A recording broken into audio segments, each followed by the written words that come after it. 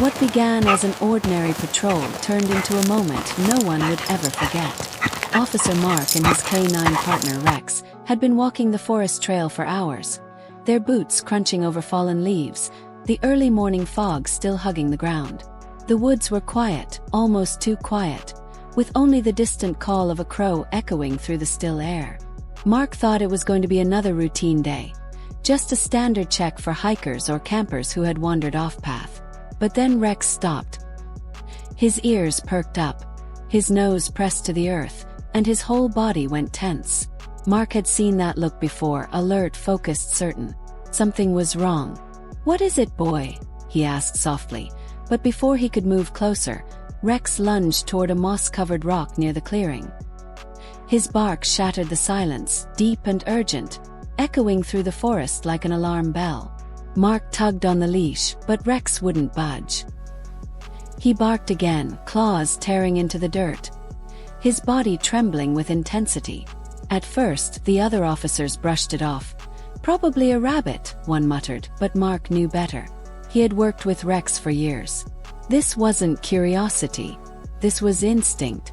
Something beneath that rock was calling the dog's every sense to attention. Rex began digging furiously, the earth flying beneath his paws, his nails scraping until they bled, his barks turning to desperate whines. Mark's pulse quickened. "Easy, boy," he said, crouching beside him, but Rex only dug harder, the sound of his breathing ragged with urgency. Finally, Mark waved over two officers. "Grab the shovels. Now." The men exchanged uncertain looks but obeyed. Each scoop of dirt made the air heavier, the tension thicker. The forest seemed to hold its breath. Rex's bark rose again, sharp and unrelenting, as if urging them not to stop. Then came the sound that froze everyone in place. The shovel struck something soft. Not stone. Not roots. Something else. The officer dropped the handle, stepping back in shock. Mark dropped to his knees and brushed away the soil with trembling hands until a small, dirt-covered bundle appeared beneath the surface. Wrapped in tattered cloth, it was barely moving. For a heartbeat, no one spoke. Then the bundle shifted, and a faint cry escaped. Every muscle in Mark's body went cold. "Oh my God," he whispered.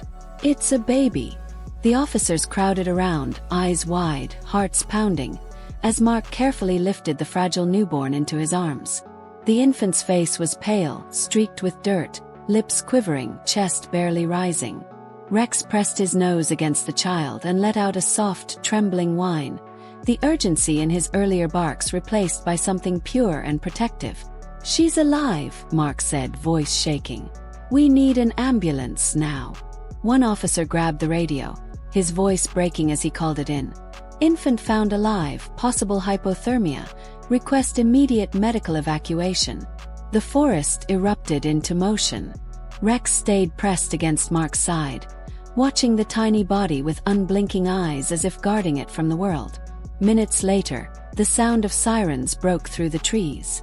Paramedics rushed in, their expressions shifting from confusion to awe when they saw the small bundle in Mark's arms.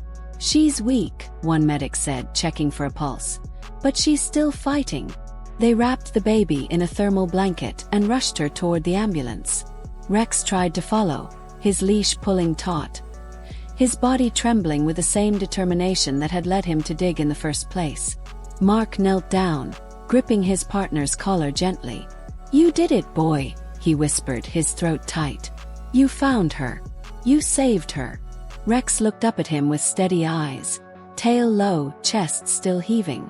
The moment the ambulance doors closed, silence fell again across the forest. But this time it was different. It was peaceful. The officers stood quietly, none of them quite knowing what to say. One wiped at his eyes, another muttered, "If that dog hadn't stopped us." But the thought trailed off unspoken. They all knew the truth. No one else would have found that baby. Hours later, as the sun dipped low behind the trees, Mark and Rex sat together by the patrol truck.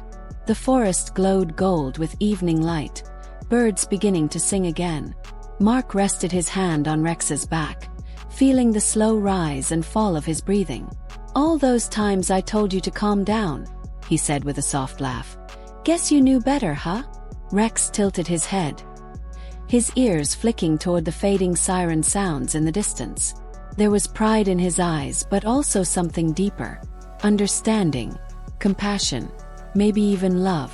Days later, when Mark visited the hospital, he saw the baby resting peacefully in an incubator.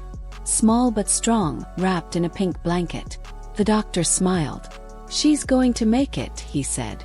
Whoever found her saved her life. Mark's gaze fell to the K9 lying quietly by his feet. It wasn't me, he said softly. It was him. Word of the rescue spread quickly. News outlets called it a miracle, a story of instinct and courage that moved millions. But for Mark and Rex, it was something simpler. Just a day that proved what Mark had always known deep down, that sometimes the truest heroes don't need badges or uniforms. They just need a heartbeat that refuses to ignore another's.